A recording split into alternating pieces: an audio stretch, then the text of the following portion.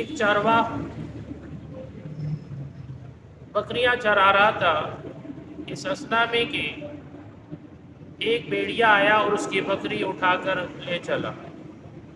وہ پیچھے دوڑ کر بکری کو چھڑا لیا تو بھیڑیے نے انسانوں کی طرح گفتگو کی اور کہنے لگا کہ میرا رزق کے درمیان ایک شخص تو کیوں کر حائل ہو گیا، یہ میرا رزق تھا۔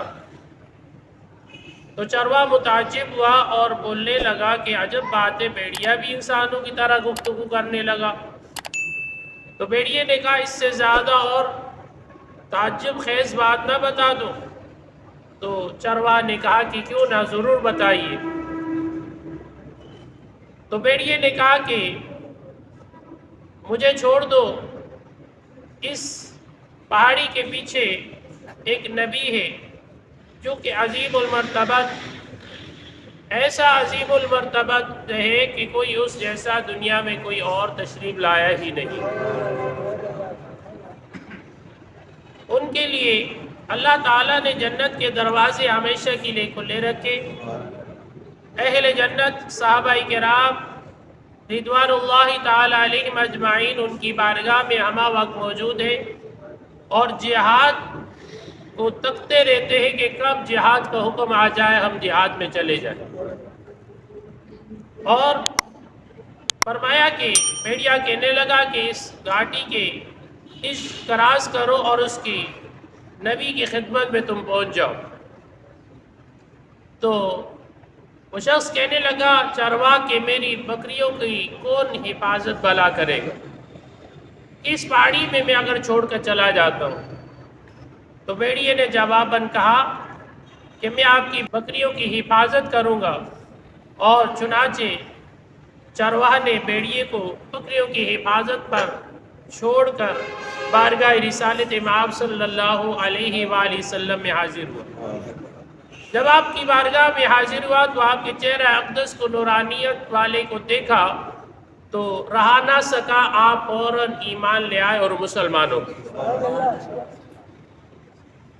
آپ نے فرمایا، اب علیہ السلام نے اس سے سلمہ بن اکوع رضی اللہ تعالیٰ عنہ سے کہ آپ اپنی بکریوں کی حفاظت کے لیے بھیڑیوں کو چھوڑے آئے ہو، جاؤ اب آپ اپنی بکریوں کی خود حفاظت کرو۔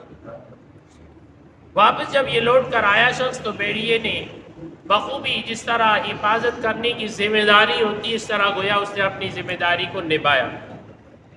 تو اس قدر یہ شخص سلمہ بن اکوع رضی اللہ تعالیٰ عنہ بھیڑیے کے اس بات سے خوش ہوئے تو خود اپنی بکری کاٹ کر اس بھیڑیے کی خدمت میں پیش کی اور کہا کہ یہ تحفہ تجھے میں پیش کرتا ہوں اس لیے کہ تیرے سبب مجھے نبی کی بارگاہ میں حاضر ہونے کا شرف حاصل ہے اور مجھے ایمان ملا ہے۔